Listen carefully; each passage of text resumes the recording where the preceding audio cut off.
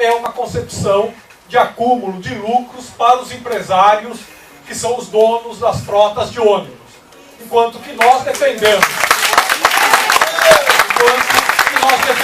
por um outro lado, a qualidade do transporte coletivo para toda a população que depende dos ônibus para se locomover pela cidade, das condições adequadas de trabalho para os rodoviários e uma tarifa social que possa, a médio e longo prazo, se transformar numa tarifa zero que garanta efetivamente o direito de ir e vir para toda a população. É importante que a gente recorde que na pesquisa de origem e destino, realizada pelo governo do Estado e divulgada no início do ano, 36% da população da região metropolitana de Salvador se locomove a pé por não ter dinheiro para pagar a tarifa de ônibus e 25% dos que andam a pé se acidentam por conta das péssimas condições das calçadas e das ruas da cidade de Salvador. Portanto, a questão do transporte coletivo ela é fundamental na vida da população para que ela possa se locomover e exercer o seu direito social de ir e vir. E a partir daí é que nós vamos compreender o que é que está por trás da proposta do prefeito ACM Neto. A primeira questão importante é que quando ele estabelece 30 anos de concessão para os empresários, ao contrário do que fazem as outras capitais, que no máximo fazem a concessão por 20 anos, o que o prefeito quer é ampliar o tempo de retorno do capital e de lucro para os empresários. Nada mais ele quer do que efetivamente garantir que, no mínimo, os empresários tenham lucro de 500% acima do capital que eles vão investir para ganhar as linhas de ônibus que eles estão disputando.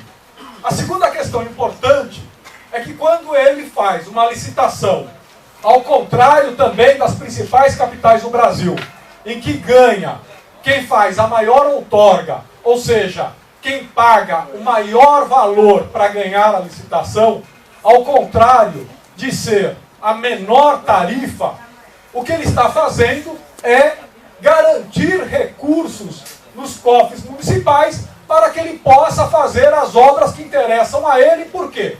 O que é que vai acontecer no ano que vem? Vão acontecer eleições e o que ele quer é capital para poder investir naquilo que ele considera que vai dar retorno em votos para o seu candidato.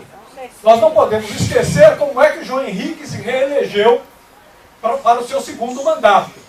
Então, se nós queremos, de fato, uma licitação que atenda aos interesses da população, o que nós temos que dizer é que nós queremos uma licitação que efetivamente garanta a menor tarifa, como acontece em outras cidades. E aí, quando nós falamos em menor tarifa, nós temos que dizer que ganha a licitação quem oferecer a menor tarifa abaixo de R$ 2,50, que é a tarifa que deveria ter a desoneração por conta do que ofereceu o governo federal quando isentou as empresas do PIS/COFINS e de outros encargos. Essas duas questões são as duas questões de partida que, para o MPL, são questões fundamentais, porque interferem efetivamente numa política de transporte voltada para a população. Mas tem outras questões que, por exemplo, o professor Juan já apontou. A licitação proposta pela prefeitura não define nem as linhas, nem a quantidade de ônibus. E aí tem uma outra questão fundamental, que é qual? Salvador tem a maior tarifa do Nordeste, a quarta maior tarifa do Brasil e a quarta menor frota proporcionalmente de todo o país. Por que isso? 2.500 ônibus, quando Recife tem mais proporcionalmente, é porque quanto menor a frota, maior é a quantidade de passageiros transportadas por ônibus, portanto, é maior o lucro dos empresários. Nós pagamos, então, uma tarifa exorbitante, as condições de trabalho dos rodoviários são prejudicadas por conta da lotação dos ônibus e da distância que os ônibus trafegam, e nós é que pagamos o custo dos lucros dos empresários. E aí, tem um outro agravante, que ao não definir a quantidade de ônibus, o prefeito estabelece no contrato a possibilidade de serem transportados 7 passageiros por metro quadrado em pé, quando estudos internacionais dizem que o máximo aceitável para se transportar com conforto os passageiros é 3,5 passageiros por no máximo 20 minutos. E nós sabemos que aqui em Salvador existem trajetos em que os passageiros andam a pé mais de 1 hora. Com certeza. Então, não existe nenhum compromisso nessa proposta do prefeito com a qualidade do transporte, com o conforto dos passageiros e com condições adequadas de trabalho para os rodoviários. Tem uma outra questão importante posta aí, que o companheiro apontou. A prefeitura está dizendo que vai garantir uma tarifa reduzida com essa licitação, o que não é verdade. E não é verdade por quê? Porque já está definido no contrato que os empresários terão reajustes todos os anos pelo IPCA, e há 4 anos eles vão ter uma revisão tarifária além dos reajustes anuais pelo IPCA. E tem uma outra questão que o contrato permite. Abre a possibilidade dos empresários solicitarem a qualquer momento a revisão dos custos e das tarifas para garantir o equilíbrio financeiro das empresas de transporte coletivo. Ou seja, o empresário pode dizer a qualquer momento que quer rever a tarifa e a planilha porque ele teve um custo a mais de óleo diesel, ou de peça, ou de renovação de frota, e etc. Ou seja, tudo aquilo que beneficia os empresários é previsto no contrato. O que pode beneficiar os passageiros não existe. E aí tem uma questão que a Ladilce disse, que é a discussão da planilha. Na verdade, por esse contrato, não é preciso mais planilha nenhuma. Para que é que serve a planilha tarifária? Para calcular os custos e definir a tarifa. E dizer se tem que ter reajuste ou não. Mas se já está dizendo no contrato que o reajuste anual é pelo IPCA, a planilha foi jogada na lata do lixo pelo prefeito ACM Neto. Não precisa mais de planilha. Por quê? Porque o lucro está garantido pela revisão do IPCA, já está garantido pela revisão a cada 4 anos e sob a alegação de que é preciso rever o equilíbrio financeiro das empresas de ônibus.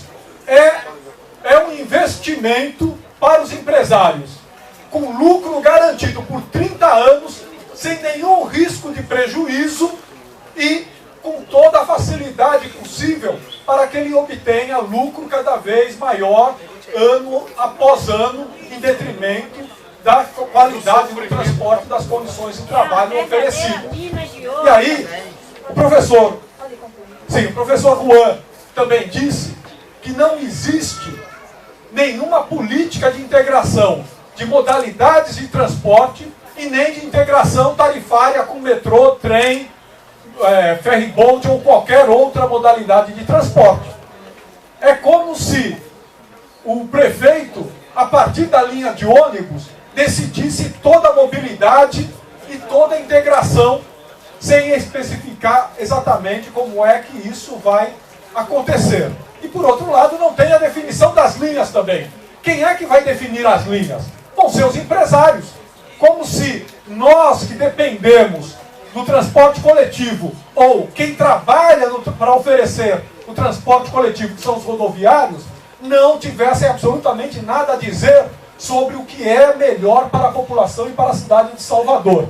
Por isso que para o movimento Passe Livre, nós temos 3 questões fundamentais. A primeira, a suspensão imediata dessa licitação, porque não é ela que garante a qualidade do transporte. Segundo, o processo amplo de discussão com a população da cidade de Salvador, convocando uma conferência municipal de transporte em que nós possamos deliberar sobre essa licitação e sobre a mobilidade que nós queremos nessa cidade.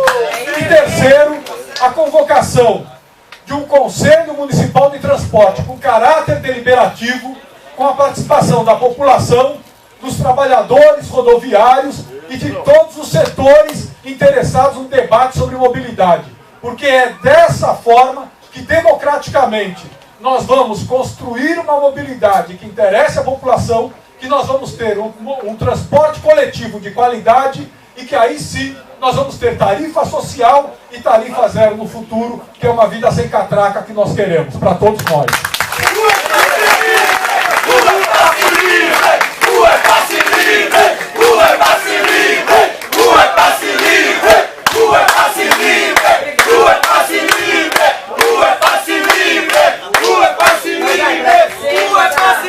As contribuições de Walter, e vamos